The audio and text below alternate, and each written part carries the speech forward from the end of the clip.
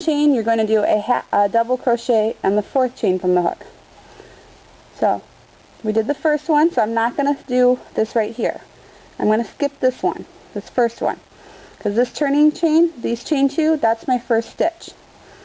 That's my first crochet stitch. So I'm going to go into the second, not that one, I'm going to go into this one, 2nd chain from the hook.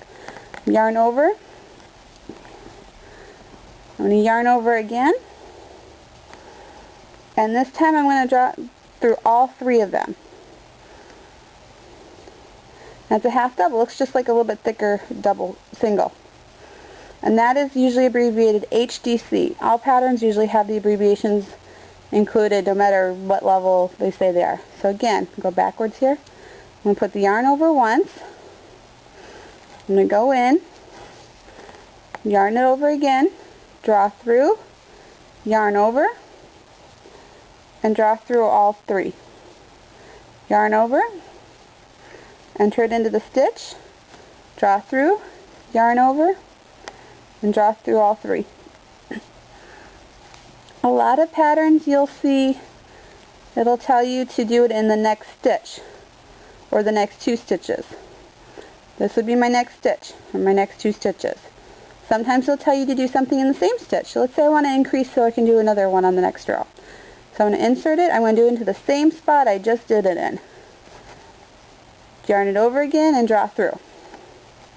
Now I have 2 stitches in one hook, one hole, or one same stitch from the previous row. I'm going to continue doing 1 in each one to the end.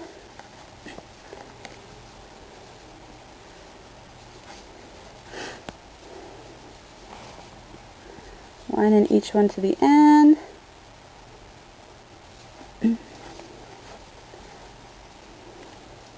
And I have 1 more to do.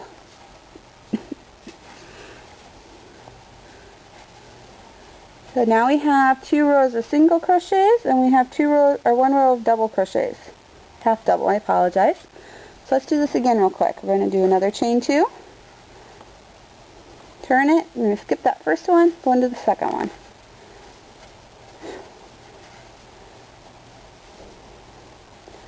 I'm going to just do this really quick.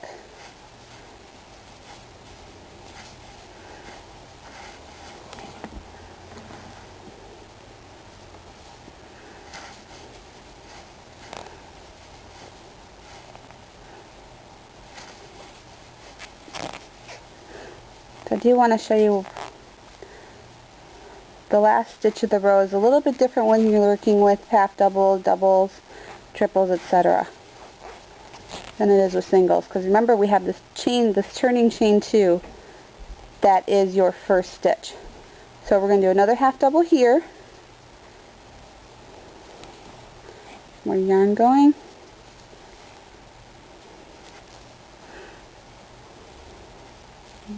in there, I'm doing my half double there, and now I'm going to do it through here.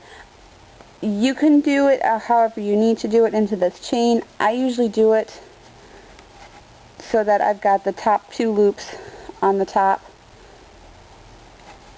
And sometimes that turning chain is a little tight. There we go. So that's the back, that's the single, that's the back bar. There's the top 2 loops, and I'm going to draw it through keeping the top 2 loops on the top. Alright. I'm going to show you a double really quick. Actually, okay, I'm going to do a double really quick. So now I'm going to do a chain 3. This is my turning chain. My chain 3 is going to be my first stitch.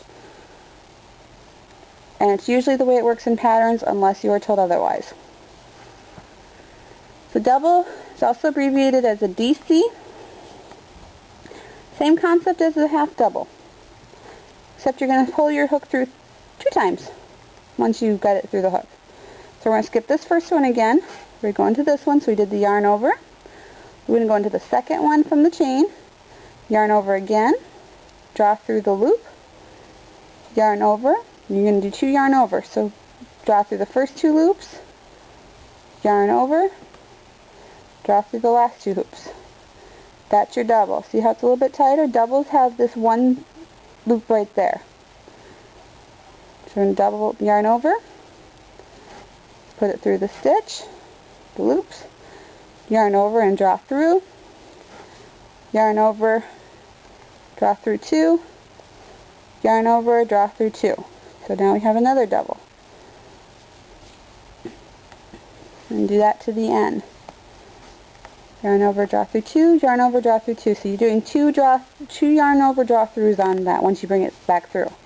Yarn over, draw through, yarn over, draw through.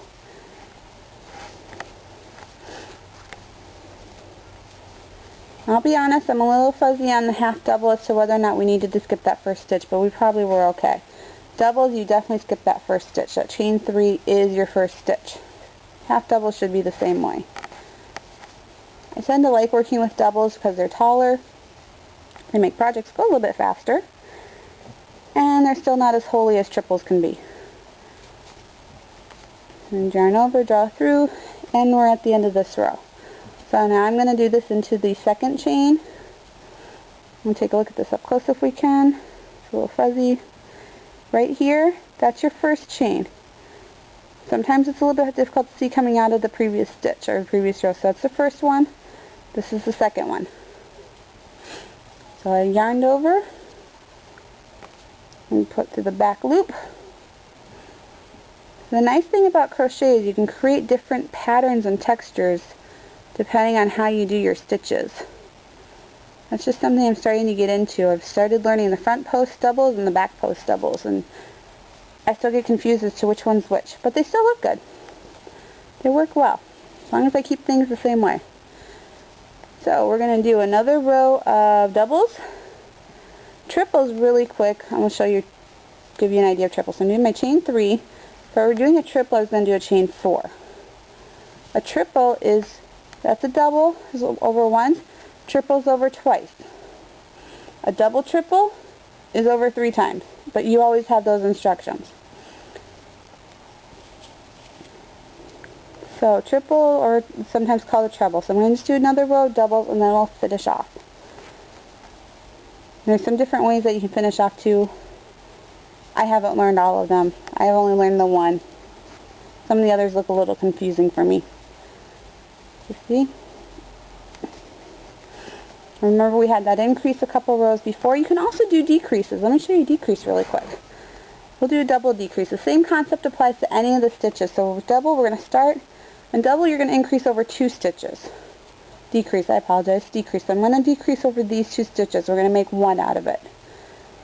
So we're going to yarn over, insert, yarn over, but I'm not going to yarn, I'm going to yarn over again, but I'm not going to draw through again. So what I'm going to do next is I'm going to yarn over, I'm going to insert into the next stitch, yarn over, draw through, yarn over, draw through. Now I have 3 loops on my hook. I'm going to yarn over for my second one and draw through all 3 of those. So that gives me a decrease. Let me pull this through here. That's my decrease right there. So that's 2 stitches there, but only 1 loop I'm going to stitch into at the top. Do this again really quick. And then I'll just finish off.